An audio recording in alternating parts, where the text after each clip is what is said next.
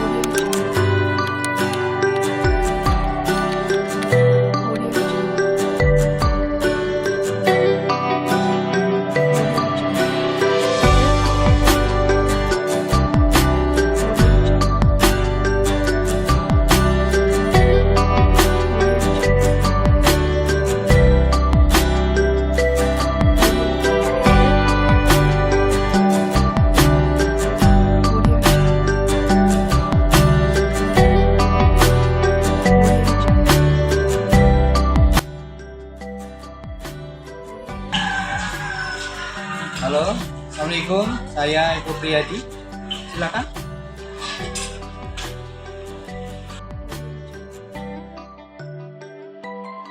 Halo, Assalamualaikum. Nama saya Eko Priyadi.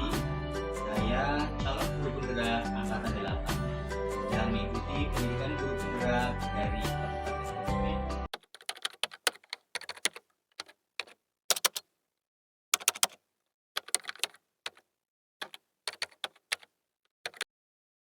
Terima kasih pertanyaannya yang luar biasa. Saya coba menjawab.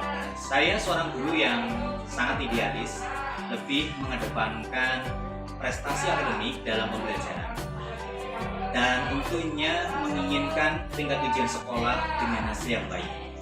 Saya juga masih berasumsi bahwa nilai akhir adalah segalanya, tanpa melihat proses peserta didik dalam belajar. Pembelajaran pun masih didominasi oleh saya atau teacher scientist. Namun, nyatanya memang tidak mudah. Pembelajaran yang saya berikan masih sebatas transfer ilmu atau transfer ilmu pengetahuan, serta masih menuntut peserta didik harus menguasai semua materi ajar yang saya berikan. Terkadang, saya masih berpikir bahwa untuk berhasil dalam menyelenggarakan pembelajaran sesuai dengan tuntutan kurikulum, tentunya anak-anak harus menguasai semua bidang ilmu. Indikator pembelajaran yang menurut saya baik dapat dilihat pada saat anak-anak diam, tenang memperhatikan dan mendengarkan apa yang saya sampaikan. Mereka mengerjakan tugas dan mengumpulkan tugas tepat waktu, dan mereka tidak mengeluh dengan tugas-tugas yang saya berikan.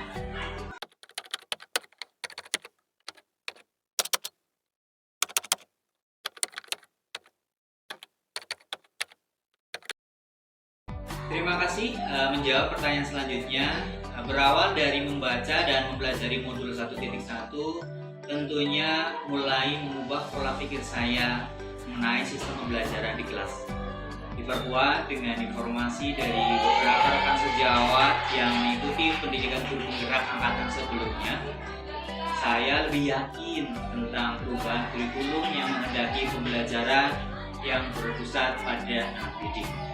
Ini menjadi hal yang luar biasa, mengubah pola pikir saya untuk lebih berpihak kepada anak, memberikan contoh yang baik, menuntut menjadi lebih mandiri, serta memberikan dukungan agar anak paham tujuan pembelajaran yang sedang dijalani sehingga mereka nyaman dan bahagia. Saya tersadar bahwa peserta didik seharusnya menjadi subjek dalam pembelajaran atau student centris. Kita sebagai peserta didik bertugas sebagai fasilitator, menuntun peserta didik dalam mencapai cita-citanya sesuai dengan kodrat alam dan zamannya. Langkah berikutnya tentu berusaha memberikan keselamatan dan kebahagiaan kepada peserta didik sesuai dengan tujuan filosofi Ki Hajar Dewantoro menerapkan sistem among di kelas, menggunakan metode pengajaran dan pendidikan yang berdasarkan trilogi pendidikan, yaitu Ingarso Sungtulodo, Imadyo Mangunkarso, serta Tutburi Andaya. Setiap anak itu memiliki keunikan dan keistimewaan sendiri-sendiri. Sebagai guru, saya harus memahami anak sesuai kodrat alam dan zamannya, serta melakukan proses pembelajaran yang merdeka. Merdeka di sini bukan berarti freedom tanpa bebas, tetapi memberikan keleluasaan peserta didik menyelesaikan tugasnya sesuai minat dan bakat serta kreativitasnya masing-masing. Menghargai setiap karakter belajar anak didik serta memberikan reward kepada mereka agar termotivasi belajar serta meniadakan hukuman atau punishment. Pendidikan yang merdeka membuat peserta didik belajar tanpa tekanan sesuai dengan karakteristik dan kemampuannya. Tugas kita menuntun dan mengarahkan peserta didik agar selalu dalam perilaku yang baik serta penanaman budi pekerti.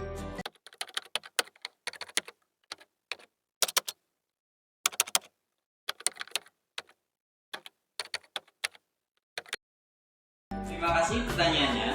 Menjawab pertanyaan yang ketiga, beberapa hal yang akan saya lakukan dalam penerapan pemikiran Ki Hajar Dewantara di dalam kelas, yaitu yang pertama, membuat kesepakatan kelas bersama peserta didik sebelum pembelajaran dimulai, agar peserta didik memiliki tanggung jawab dan komitmen melaksanakan tata tertib kelas yang sudah disepakati bersama. Yang kedua, menerapkan pembelajaran yang memerdekakan peserta didik. Pembelajaran yang berpusat pada peserta didik, di mana peserta didik menentukan cara belajarnya. Kita selaku guru menuntun peserta didik agar arah pembelajaran berjalan dengan baik. Dengan memerdekakan peserta didik, harapannya mereka akan mampu berpikir kritis tanpa tekanan, sehingga belajar pun menjadi lebih nyaman, menyenangkan, serta bahagia. Yang ketiga, berusaha menjadi teladan bagi peserta didik, baik dalam perkataan maupun tingkah laku. Mengenali karakter dan latar belakang peserta didik dengan menjalin komunikasi baik dengan wali siswa. Kemudian, melakukan pembiasaan pendidikan karakter serta berkelanjutan, dan tentunya disesuaikan dengan sosial budaya di sekitar sekolah.